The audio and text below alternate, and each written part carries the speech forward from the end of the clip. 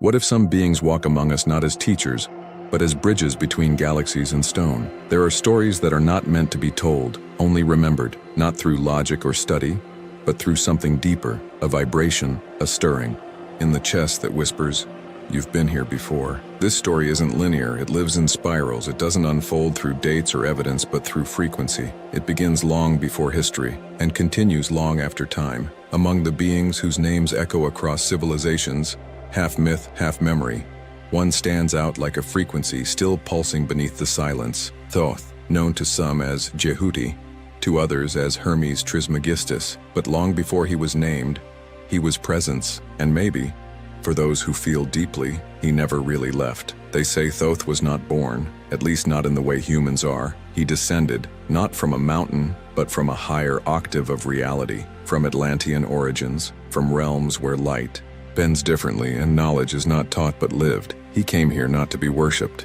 not to rule, but to preserve something sacred, a knowing too vast for language, too eternal for any age. And to do that he needed more than words. He needed shape, he needed structure, he needed stone. Long before what we now call Egypt, there were blueprints humming in the ether, encoded visions of great monuments, not built as tombs, but as machines of remembrance, structures capable of holding vibrations across vast cycles of forgetting. That was the mission, to encode the memory of the divine within the earth itself, not in scrolls which could burn, not in stories which could fade, but in geometry, in alignments that mirror stars, in stones so massive, so precise, they would defy time itself. Imagine this, a structure not meant to impress the eyes but to awaken the soul. A place where sound once moved stones, where silence echoed with frequencies of resurrection, where someone once stood, not as king or god, but as a guardian of memory. Thoth didn't write for minds, he wrote for the field. He designed language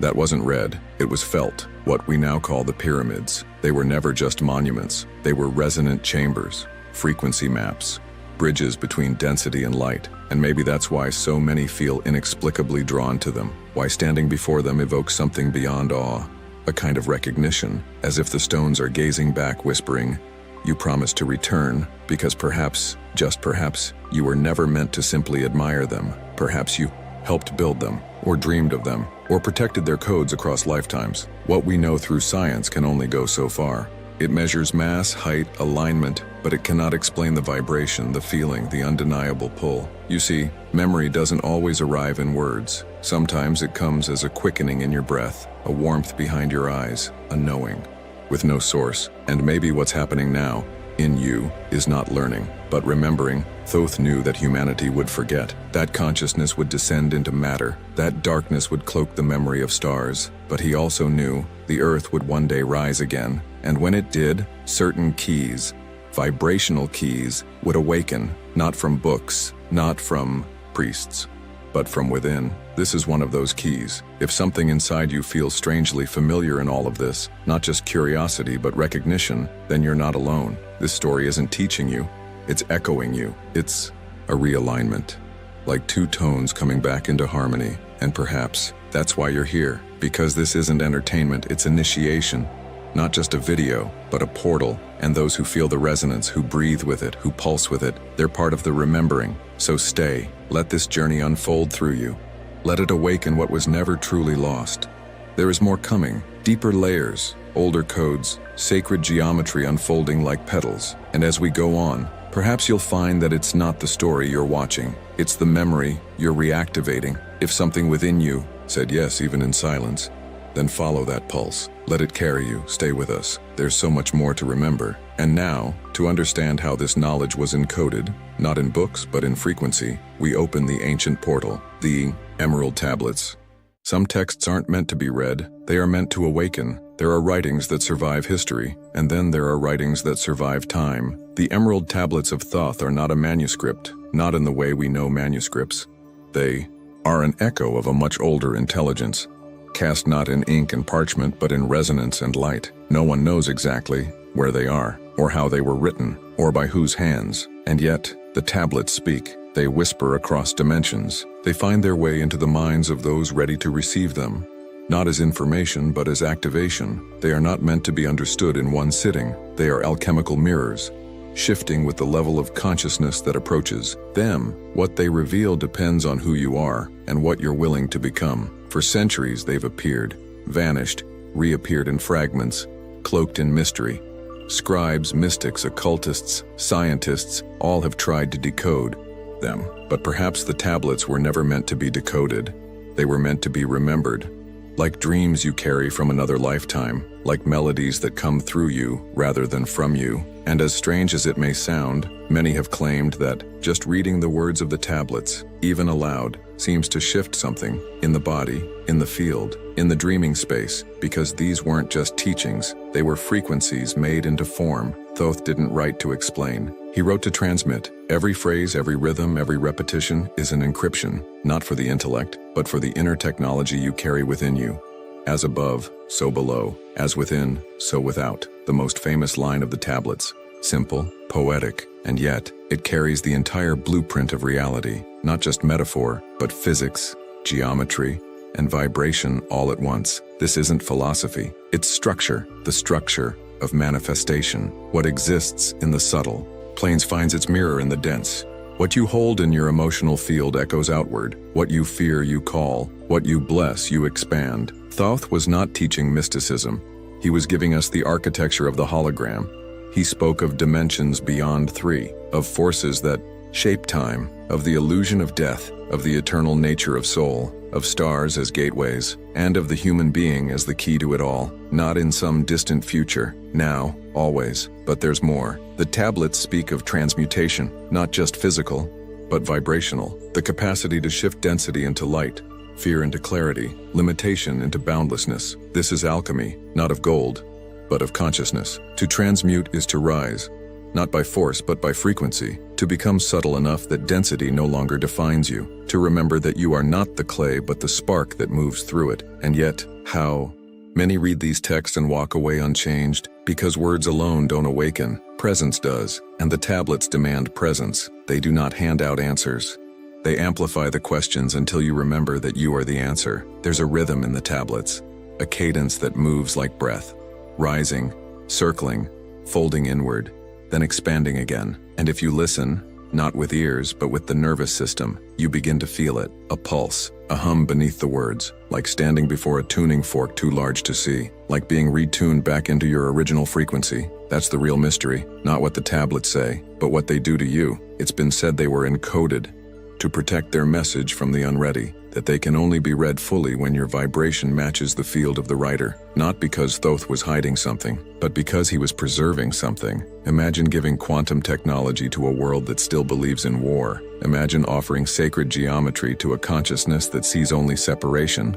You'd protect it too, not to keep it secret, but to keep it pure. And yet here we are, in a time when the field is shifting, when more and more are starting to hear beyond sound, to feel beyond words, to remember. Maybe that's why you're here. Maybe something in you isn't seeking entertainment or answers. Maybe you're not trying to figure it out. You're trying to come home because this knowledge isn't new. It's old, older than Earth, older than stars. You've heard it before, and when you hear it again, it doesn't surprise you. It relieves you, like meeting a version of yourself you lost track of, like recognizing an echo of your own light. That's the kind of memory the tablets carry, and it's why they found you. So let them work through you. Let them open something soft in your bones. Let them undo what never belonged. Let them call you into the quiet remembrance of who and what you are. And if something in you has been stirring, gently, subtly, as if your very field is responding, that's not coincidence, that's resonance. Let that resonance carry you. Let it keep you close as we go deeper.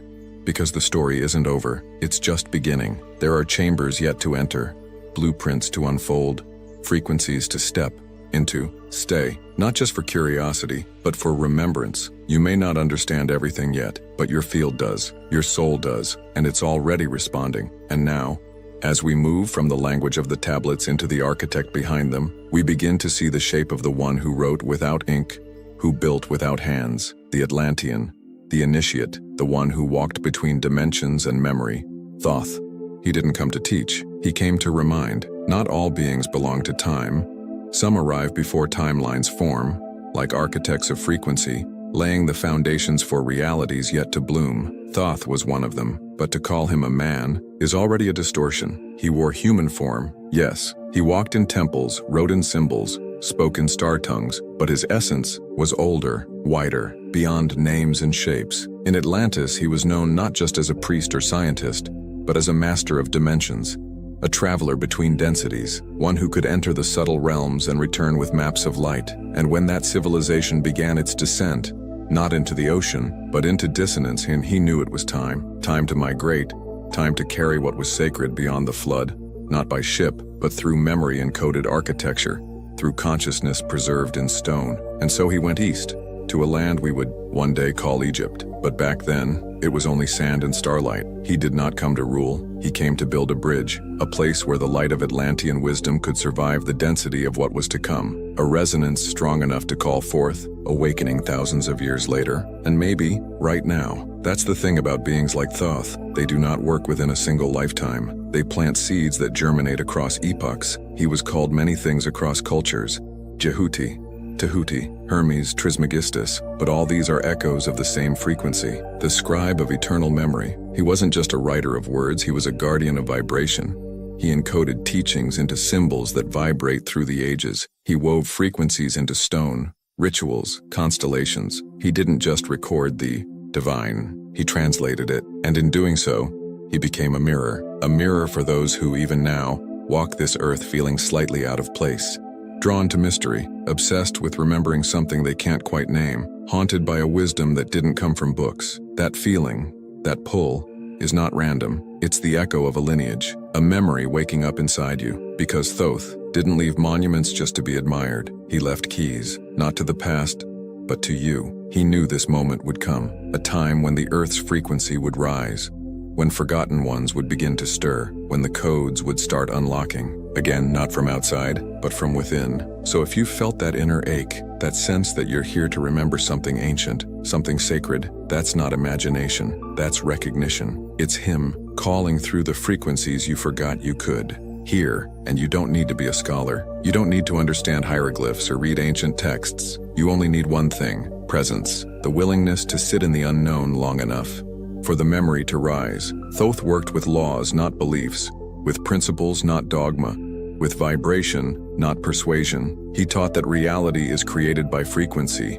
that thought, intention, sound, geometry are all part of the same field. He didn't separate science and spirit, he unified them, and that's the part of his legacy that still trembles beneath the surface of our world. The idea that everything is consciousness, that matter is just condensed light, that the temple is not just the building, it is the body. The pyramid is not just stone, it is a map of initiation. The divine is not elsewhere, it is encoded within. And if you let that truth enter you, not just intellectually, but viscerally, you begin to feel what he felt, to see what he saw, to know what cannot be taught, not only remembered.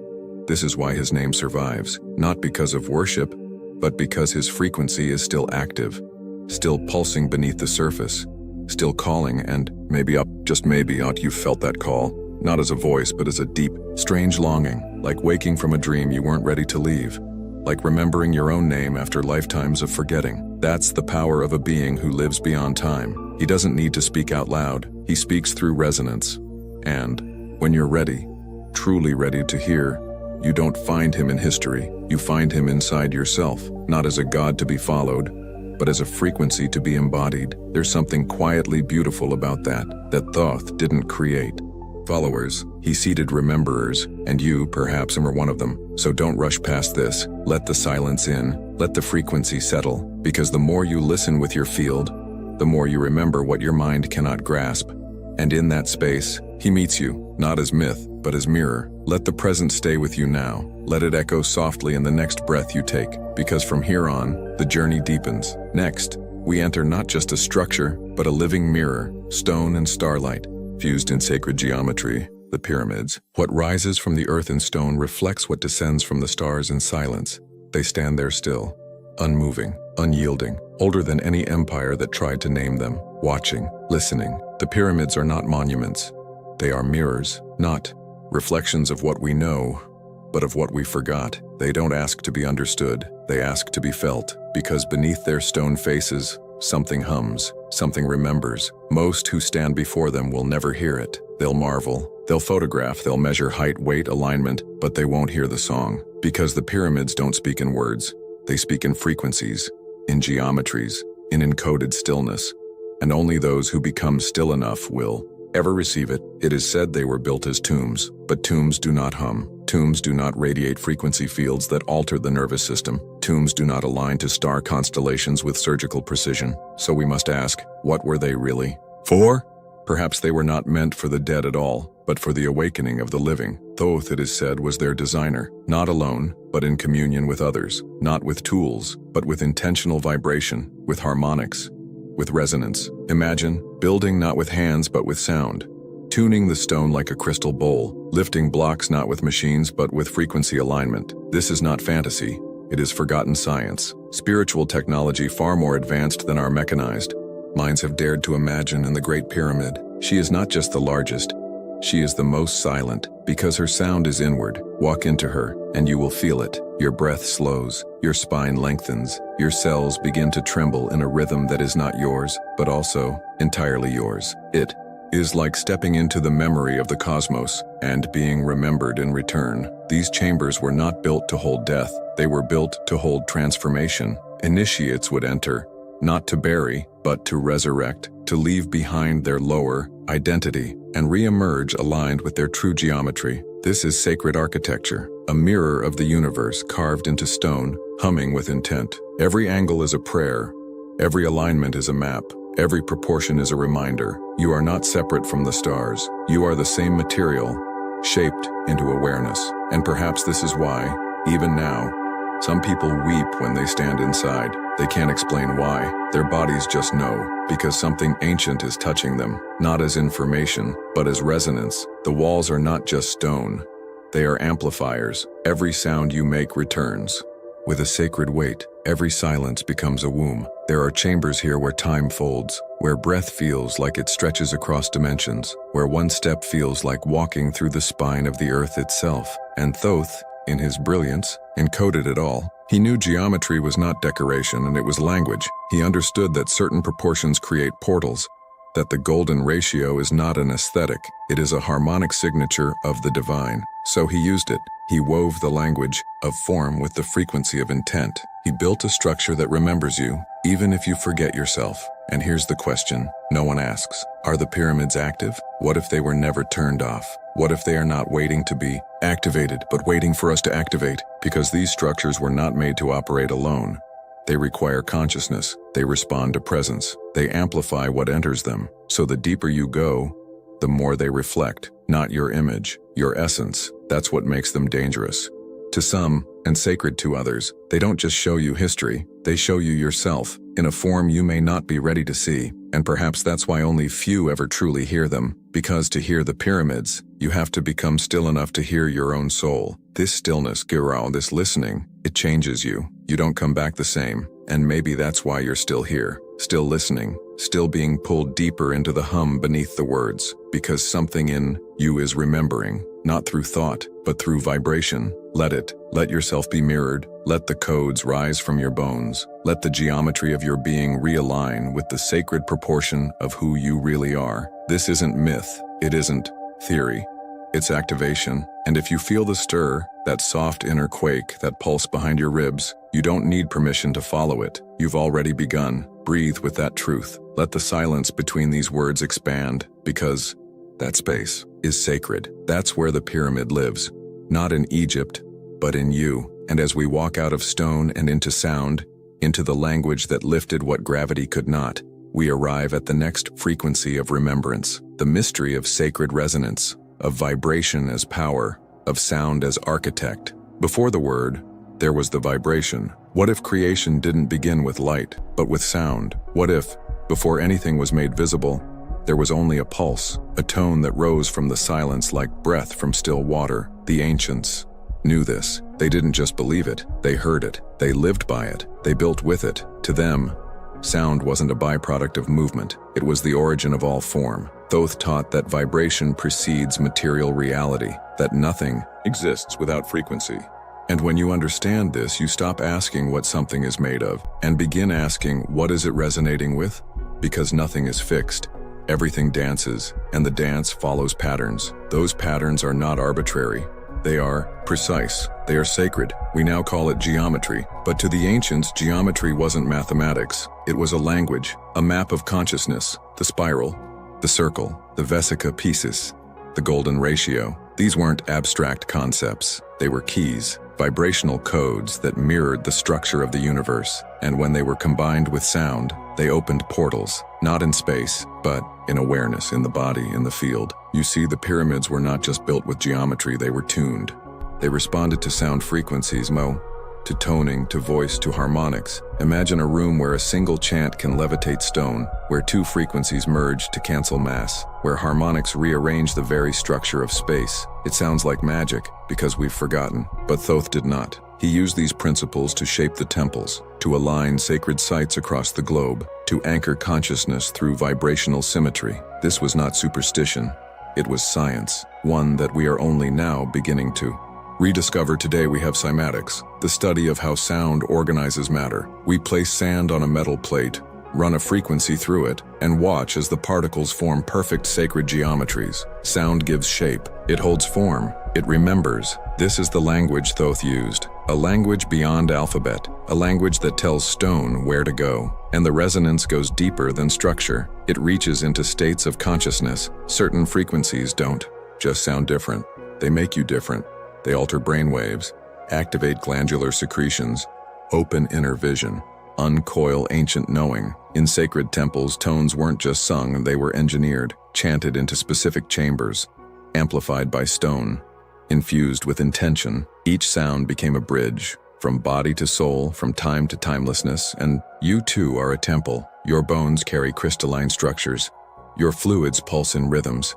Your cells respond to frequency. Your voice, yes, your voice, holds the key, not because it's loud, but because it is true. The ancients didn't chant for performance, they chanted for alignment. And maybe when you hum to yourself without reason, when a tone rises from within you during stillness, you are remembering, not consciously, but vibrationally, because memory isn't always visual. Sometimes it is a tone, a frequency your soul once knew, and when you meet it again, something unlocks. That is the science of the gods, not mechanical, not rigid, but fluid, harmonic, alive. A science that speaks not to the mind, but to the field. And Thoth, he carried that science across ages, through glyphs, through stone, through tablets, through initiates who kept the tones alive even in silence. And maybe, just maybe, those tones are echoing in you now, because this isn't about sound in the ears. It's about sound in the soul. Let it rise. If your body is tingling, if your breath slowed, if a strange calm is settling over your chest, don't brush it off. Don't explain it away. You're being tuned, subtly, gently, but precisely, the same way the ancients tuned their temples, the same way Thoth tuned the earth. The frequency is touching you again. So listen, not outwardly, inwardly. You might not hear anything, but your field does, and it will carry you exactly where you need to go. What comes next is not louder, it's deeper. We are about to enter a chamber where sound meets space, where structure becomes experience, where geometry opens into initiation. We enter the inner chambers, the hidden thresholds, the resonant pathways carved not for travel, but for transformation. Not every portal opens outward. The deeper you go, the quieter it becomes. There's something strange that happens when you cross the final threshold of a sacred structure. The air thickens, your thoughts slow, time forgets itself. It's not because you're underground. It's not because the light dims. It's because something in you recognizes you're inside a design not meant to impress the mind, but to shift the soul. The inner chambers of the pyramids and other sacred temples across Earth were not simply rooms. They were resonant environments, created with intent so precise, so multidimensional, that the very act of entering them initiates a change in consciousness. They were technologies, but not the kind we build today. These weren't designed to do things for you, they were designed to reveal you to yourself. There is a stillness here, a specific kind of silence, not empty, not passive, but charged, alive. It's the silence of the field resetting itself. The silence before the remembering begins. Imagine you enter the chamber, the air cool, unmoving, your feet echo softly, and then nothing.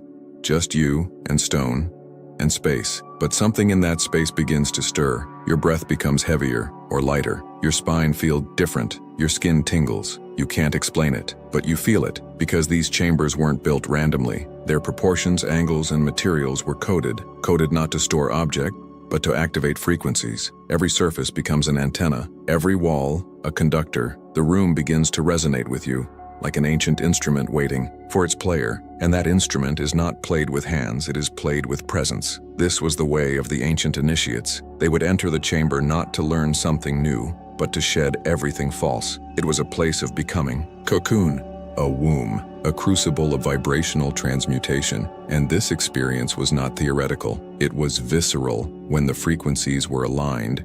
Through breath, sound, geometry, intention, something profound would occur. The veil would thin, the inner vision would ignite, and a doorway would open, not on the wall but within the self, a portal of consciousness, one that led not elsewhere, but deeper inward. That's the paradox. The most powerful gateways don't take you away, they take you home. These inner chambers were not for the masses, they were for the ones who were ready to remember, ready to release the illusion of form, identity, limitation, ready to dissolve, because the true passage wasn't physical, it was dimensional. Thoth knew this.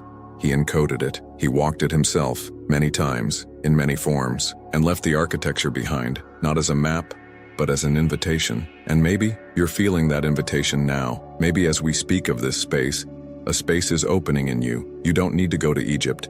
You don't need a plane ticket or a tour guide. You are the chamber. Your body is the temple. Your breath is the key. Your presence is the password. And when you become still enough, you enter. It may happen in a moment of deep meditation, or in the middle of the night, or when you least expect it, but the silence will change. And suddenly, you'll remember how to feel the field. That's how the chamber opens.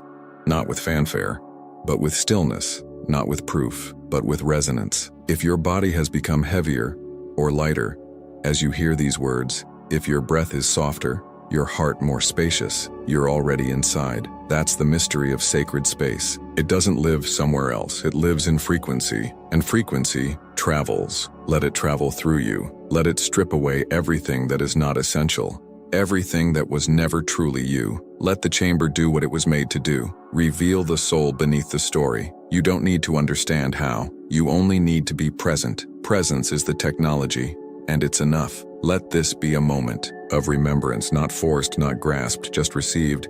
Breathe with it, hold it gently, and if something moves through you, a vision, an emotion, a quiet knowing, let it come. This is not a performance. It's not a spectacle. It's an initiation, a moment between you and you. So stay with it. Stay with yourself, because from here we go deeper still. We go into the vibration itself, into the sacred resonance that shaped not only stone, but the soul. The next frequency is not physical. It is sound, pure, intentional, elemental. The sound that levitates, the sound that heals, the sound that remembers. There is a sound that doesn't move through air but through the spirit. Before words there was tone. Before prayers there was vibration. Before anything had a name, it had a frequency. This is how creation began, not with ideas, but with resonance. And those who remembered this didn't build cathedrals of belief. They tuned the world like an instrument, not with faith, with sound. Thoth knew this. He carried the memory of civilizations where tone wasn't art, it was architecture, where frequency wasn't something to listen to, it was something to become. In those ancient schools, sound was medicine. It was portal. It was precision, not noise, not entertainment, but a tool of alignment. Imagine this. You enter a chamber, it's silent, but then a single tone begins to rise, from the walls, from the air, from the initiates around you. You don't hear it with your ears, you feel it, a hum deep in the chest like being tuned from the inside out. This wasn't fantasy, it was practice, and it wasn't reserved for the few. It was for those who were ready, not ready to be amazed, but to be remembered.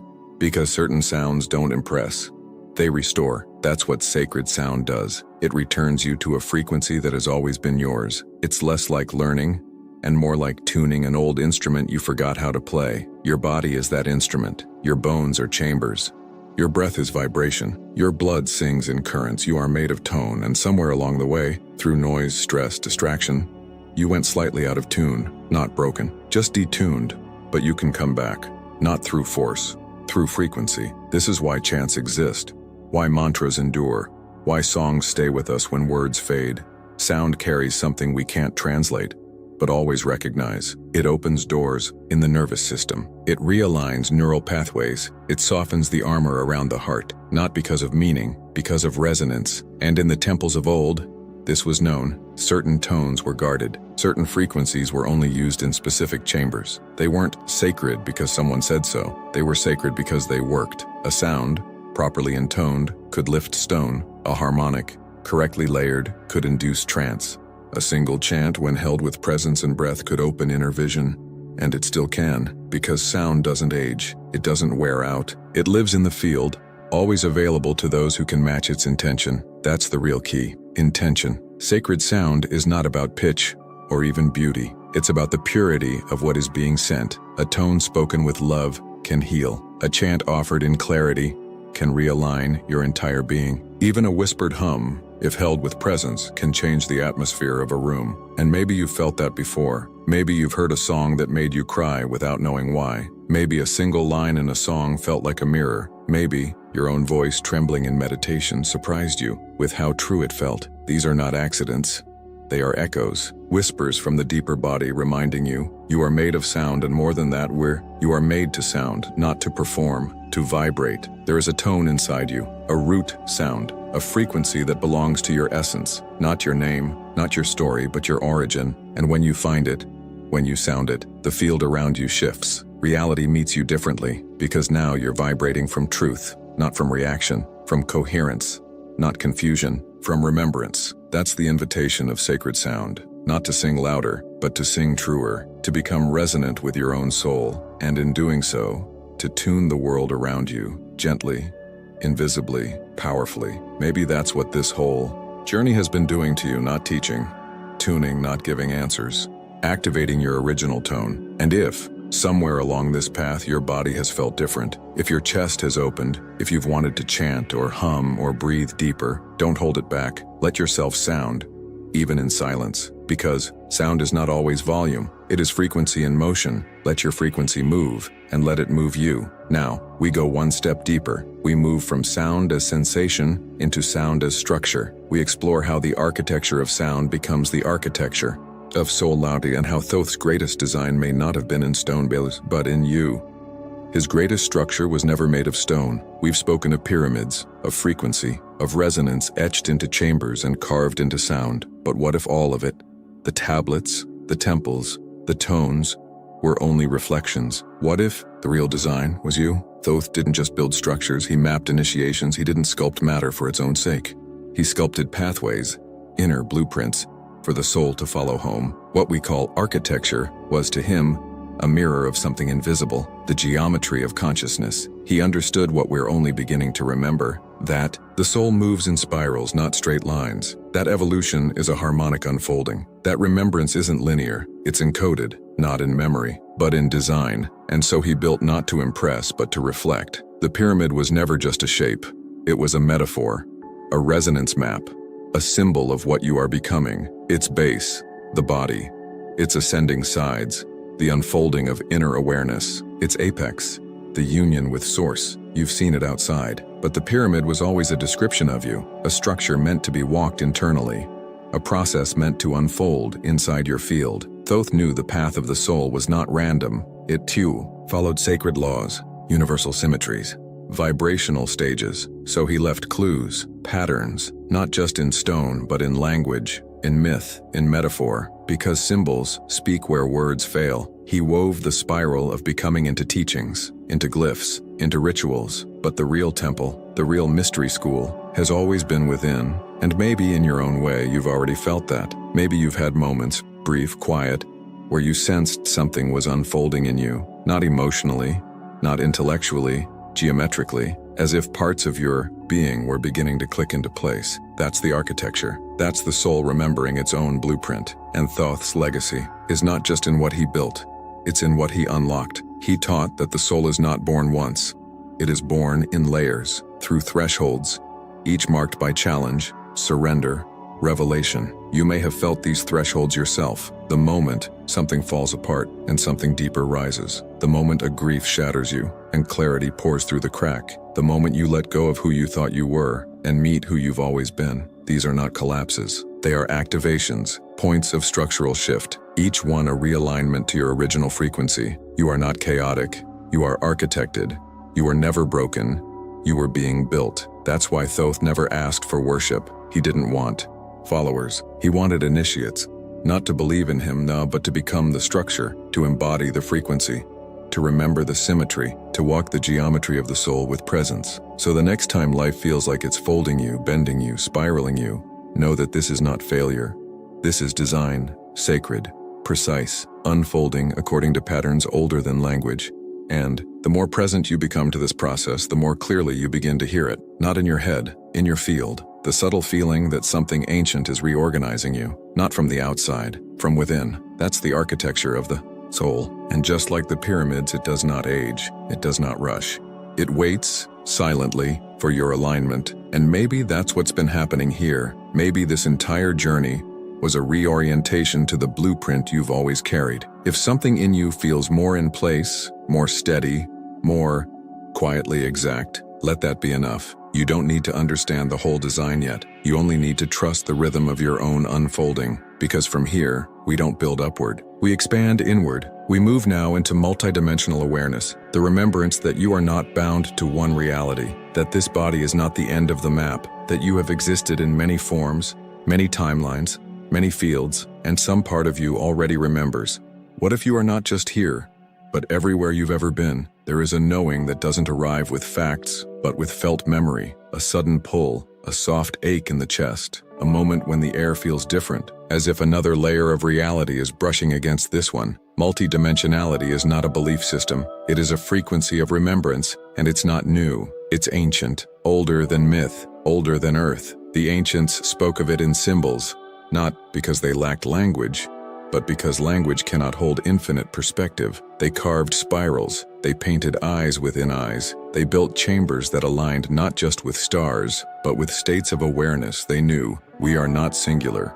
We are refractions of one vast intelligence, experiencing itself through different densities, different timelines, different planes, all at once. And Thoth, he didn't just understand this, he moved through it. Atlantean priest, Egyptian scribe, hermetic mystic, celestial architect, different faces of the same frequency. He taught that you are not a fixed identity, but a consciousness that localizes itself for the sake of experience. You're not becoming, you are remembering what is already spread across dimensions. Right now, as you sit in this moment, listening, feeling, wondering, there are other versions of you, living, moving, evolving, in realms you've only touched in dreams, not metaphor, reality of superposition, where your soul expands far beyond the script of this lifetime. And when you begin to open to that truth, everything shifts. The pain you carry becomes less personal, the longing becomes less confusing. The gifts that make no sense in this life begin to look like echoes from another, because they are. Have you ever felt mastery in something you've never studied? Have you ever known a place you've never been? Loved someone like you've met before, long ago, or far ahead? These are not anomalies, they are clues, reminders that you are more than this one thread of time. Thoth's unfinished work wasn't a monument.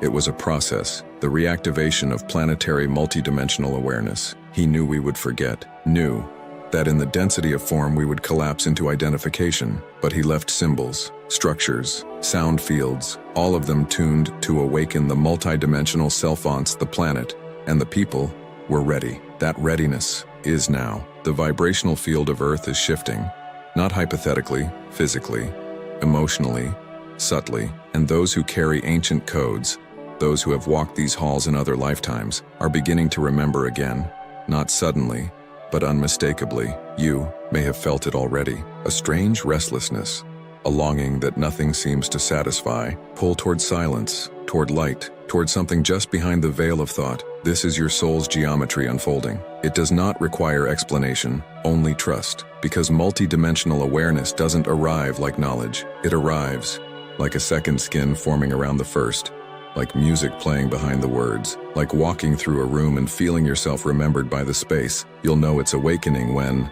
you stop asking, "Who am I?" and begin to listen for the echo, you feel both ancient and brand new in the same breath. You realize that grief too is memory from another timeline, that joy doesn't need a reason. It is your natural state in other worlds. This is the unfinished work, to become a being who can hold multiplicity without fragmentation, who can feel the many and still walk in the one, who doesn't escape this life, but deepens it through cosmic context. You are that kind of being, not broken, layered, not scattered, expanded. Let that land. If your mind resists, let it. It will catch up. It is your field that understands first. And if something in you feels softer, now more surrendered, more vast, rest there. That's alignment, that's coherence, that's you. Not from this year or this story, but you across the arc of eternity. And perhaps that's why you're still here, still listening, still feeling the pull, because you are not only listening for Thoth's voice, you are listening for your own, the one that echoes through time, through stars, through temples, through dreams. Let it rise, because what comes next is the return, not of a person, but of a frequency, the final movement of the spiral, the one that doesn't point forward, but calls us home. The most powerful knowledge was never lost. It was entrusted to those who remember without speaking. There's a silence that doesn't come from the absence of sound, but from the presence of something vast, a kind of charged quiet, the kind that lives inside sacred places, inside old forests, inside those who carry memory not as story, but as frequency. This is the silence Thoth trusted, the silence of the guardians. Not guardians in the sense of warriors or priests, but of those who agreed, long before this lifetime, to hold a lineage so powerful, so transformative, it could only be kept safe through living embodiment, not written, not proclaimed, not proved, lived. This is the legacy hidden behind myths and metaphors, not because it needed secrecy, but because only the still-hearted could carry it. You can trace them across the world, not by name, but by vibration. The Essenes, the desert mystics, the temple dancers, the druids, the women with hands that healed and eyes that saw through time, the ones who sang to water and carved symbols in stone, the ones who never claimed power because they were it. They remembered without needing to convince. They moved without needing to be seen. They lived in tune with a knowledge so ancient it became their breath. Thoth seeded that knowledge, but he didn't centralize it. He scattered it, like stardust, like encrypted notes across a planet, entrusting fragments to those who would carry it through fire, through forgetting, through generations, not as doctrine, as frequency, because he knew there would come a time when the field would rise again, when the earth would pulse with enough coherence for the codes to awaken. That time is now, and if you feel something move in you, something that isn't memory but presence, then perhaps you are one of them, not by title, not by ritual, but by resonance. You've walked through lives carrying this light quietly. You've held it in your spine, your gaze, your silence. You've seen the world call it strange or deny it altogether, but you've never lost it. You couldn't, because it is you. This hidden legacy is not a secret club. It is a frequency family, those whose fields are tuned to the pulse of ancient truth, who feel the teachings of Thoth not as information, but as cellular remembering. And here's the paradox. The more you remember, the less you need to say, because real knowledge isn't loud, it's magnetic. It reshapes spaces. It speaks through presence.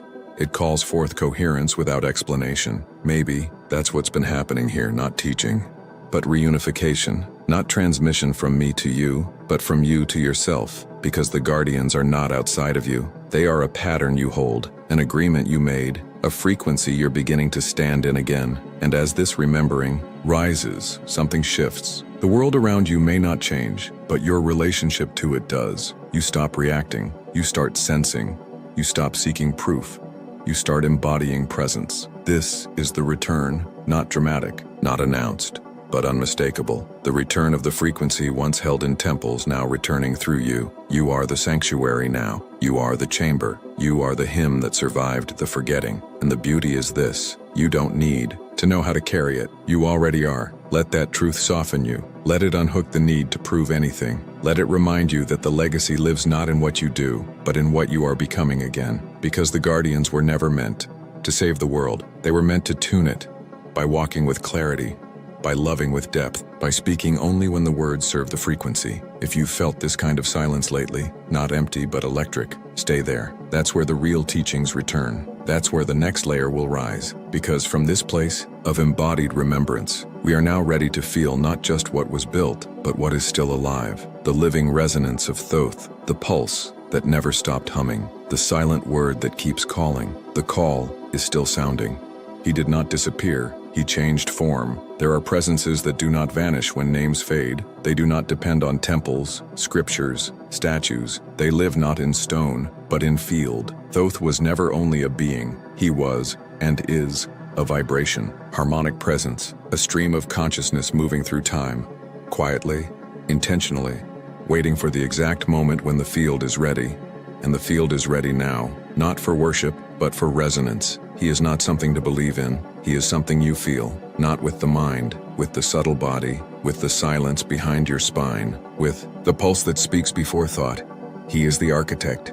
Yes, but not just of pyramids, of pathways, of patterns, of awakening sequences that span millennia, and he is still here, not in form, but in presence, like a tone just under hearing, a breath just behind yours, a clarity that arrives in the exact moment confusion dissolves. He doesn't instruct, he aligns. He doesn't appear as vision, always. Sometimes, he arrives as a knowing that didn't come from your mind, as a word you hear yourself say that holds too much truth to be yours alone, as an energy that enters a room and settles everything. You've met him before, not on paper, but in the dream, the vision, the stillness, the moment you stood at the edge of something vast and said, "Yes, I remember."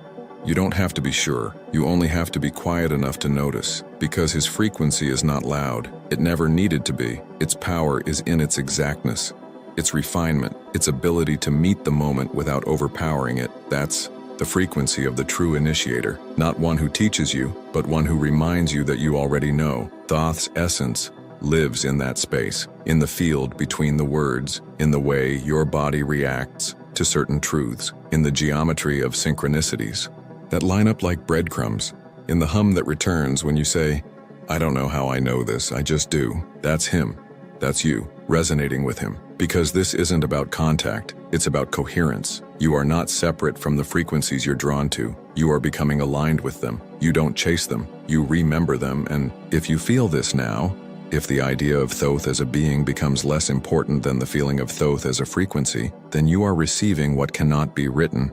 You are feeling what cannot be taught. This is where the myth dissolves and becomes vibration. And through this, a soft truth begins to rise. He never left, not because he lingered, but because his presence was seated in the structure of awakening itself. You touch that presence each time you choose stillness over noise, each time you sense a deeper alignment beyond logic, each time you remember that the real teacher has no face, no voice, no agenda, only resonance. And maybe that's the only initiation you ever needed, to feel what has always been with you, to breathe the same breath as the builders of silence, to remember that you too are architected, not by accident, but by intention. Let that settle, not as concept, as a shift in your field. Breathe it, live it. You are not imagining things, you are remembering. And this frequency, this Thoth frequency, moves through time like a river of gold light, touching those ready to build again. Not temples, but timelines. You are one of them. Let yourself be still enough to feel it. And now, as the spiral reaches its final breath, we turn not to the end, but to the invitation, the closing of the circle, the quiet activation, the call you've always heard, now clear. Some words are never spoken. They live as a tone inside you, waiting for you to say yes. What if the most important teachings were never spoken aloud? What if they were breathed into the fabric of time itself, left suspended in the space between stars and stones, waiting not for the right moment, but for the right resonance? Not a command, not a prophecy, just a quiet living word, a call, and maybe you've been hearing it all your life, not in language, but in pulls, in sensations, in the quiet moments that made no sense, but felt more real than anything else. The times you looked up at the sky and remembered nothing, but felt everything. The dreams that weren't just dreams. The chills down your spine that came not from fear, but from alignment. That was the call. The same one that echoed through the pyramids. The same one etched into the emerald tablets. The same one humming behind Thoth's presence. A wordless word waiting for recognition. It never needed to grow louder.